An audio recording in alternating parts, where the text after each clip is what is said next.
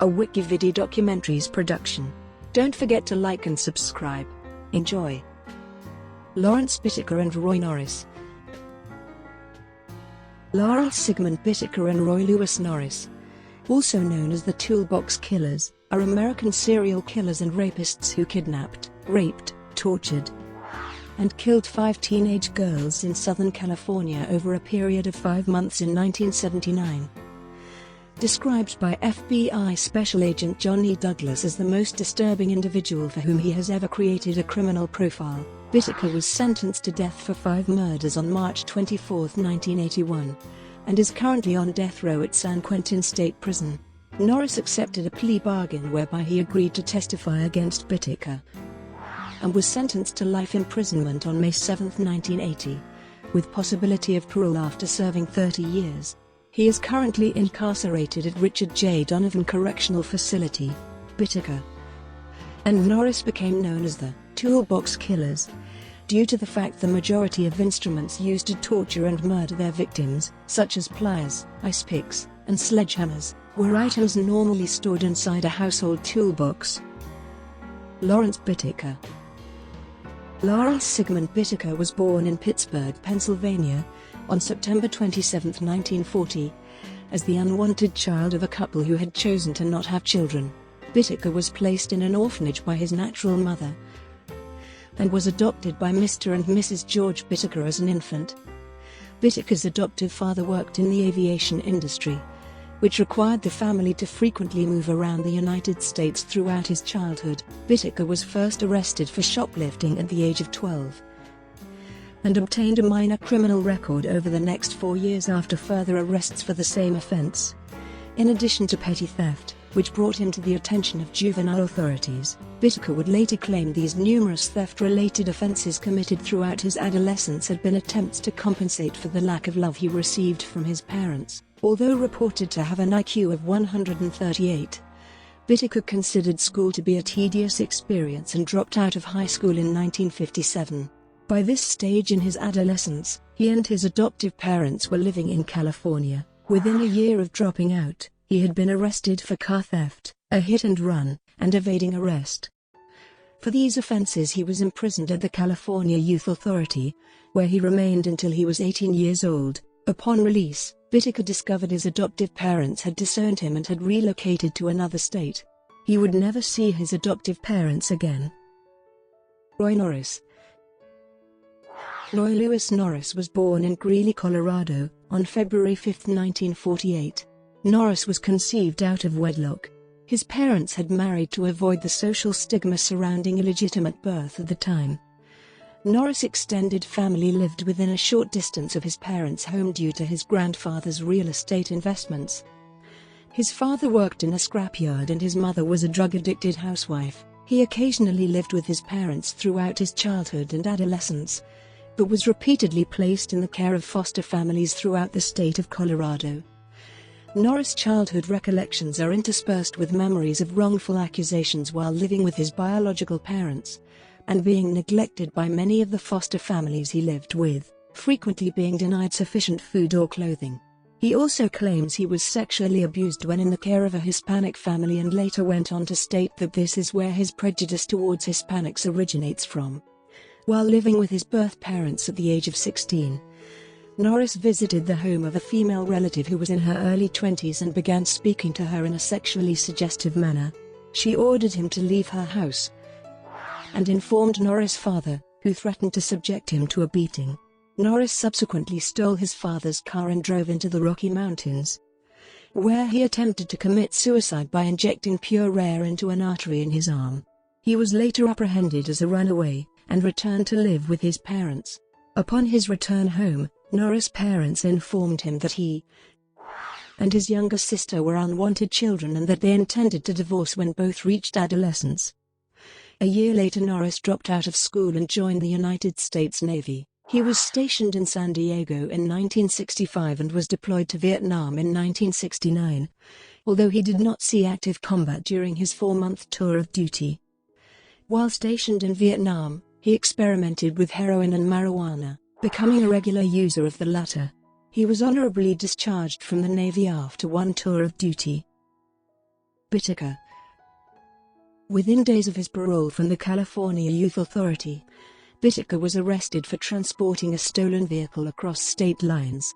In August 1959, Bittaker was sentenced to 18 months imprisonment, to be served in the Oklahoma State Reformatory. He was later transferred to the Medical Center for Federal Prisoners in Springfield, Missouri, to serve the remainder of his sentence. In 1960, Bittaker was released from prison and soon reverted to crime. Within months of his release, he had been arrested in Los Angeles for robbery and, in May 1961, was sentenced to 15 years imprisonment.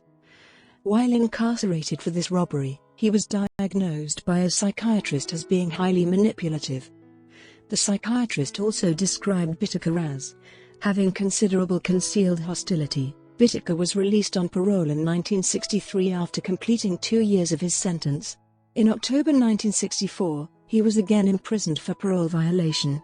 In 1966, Bittaker underwent further examinations by 2 independent psychiatrists, both of whom classified him as a borderline psychopath, a highly manipulative individual unable to acknowledge the consequences of his actions. Bittaker explained to one of them that his criminal activities gave him a feeling of self-importance, although he insisted circumstantial matters pertaining to his environment and upbringing decreased his ability to resist committing crimes. Bittaker was prescribed antipsychotic medication. A year later, he was again released into society.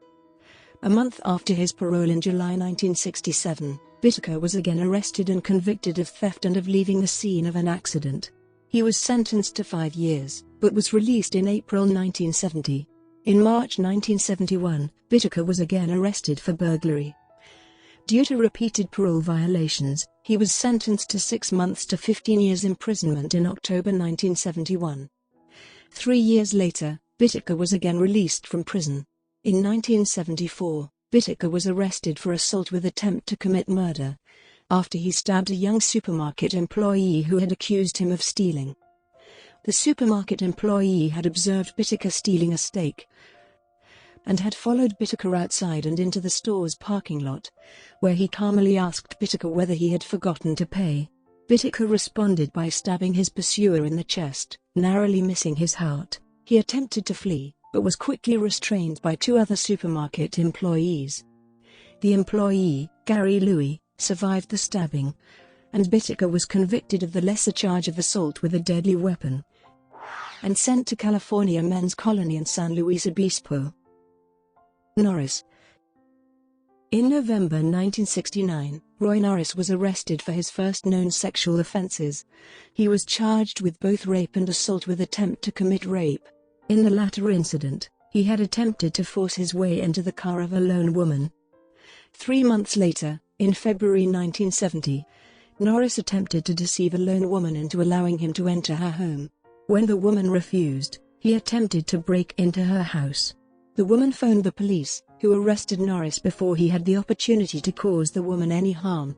Less than 3 months after this offense, Norris was diagnosed by military psychologists with a severe schizoid personality. He was given an administrative discharge from the Navy under terms labeled as psychological problems.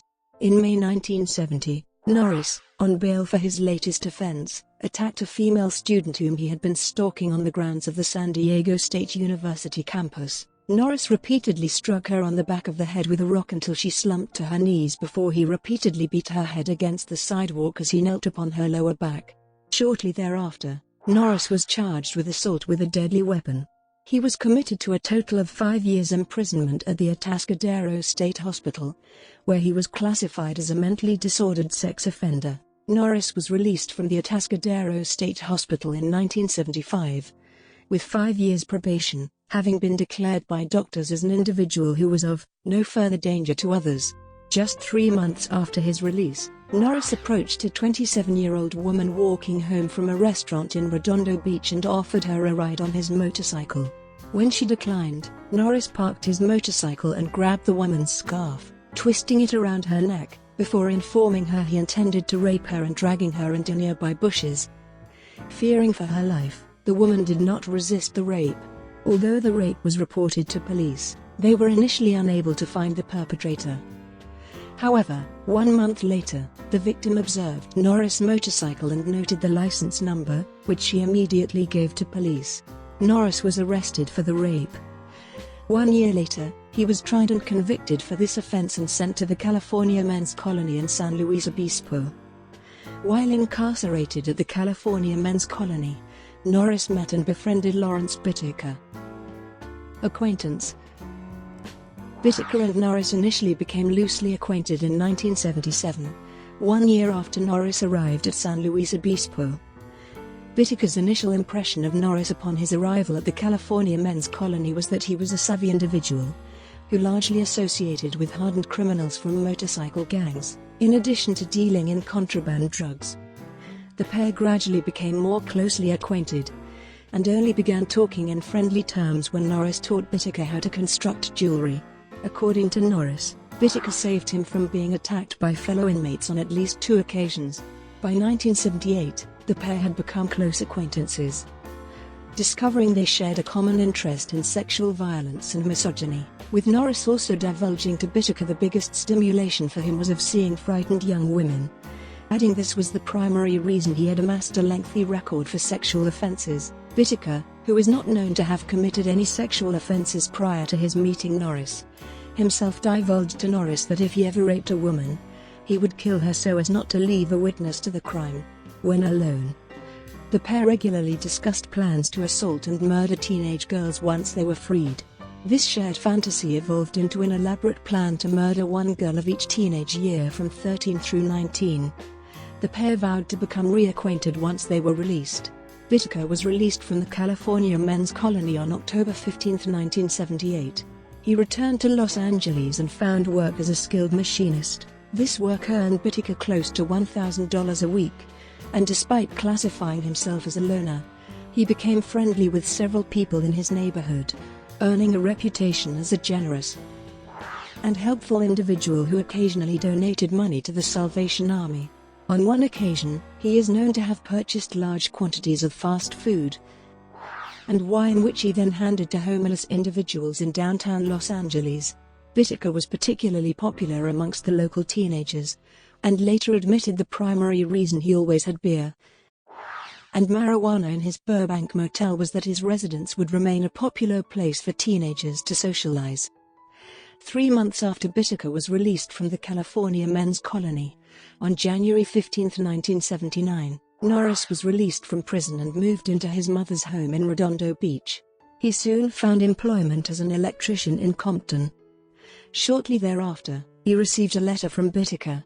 In late February, the pair met at a hotel and rekindled their plan to kidnap and rape girls.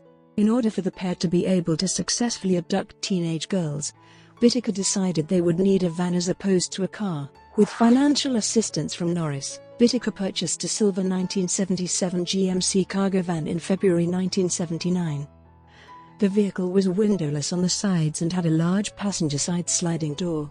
According to Bittaker, when viewing this sliding door, he realized he or Norris could pull up to a teenage girl real close and not have to open the doors all the way.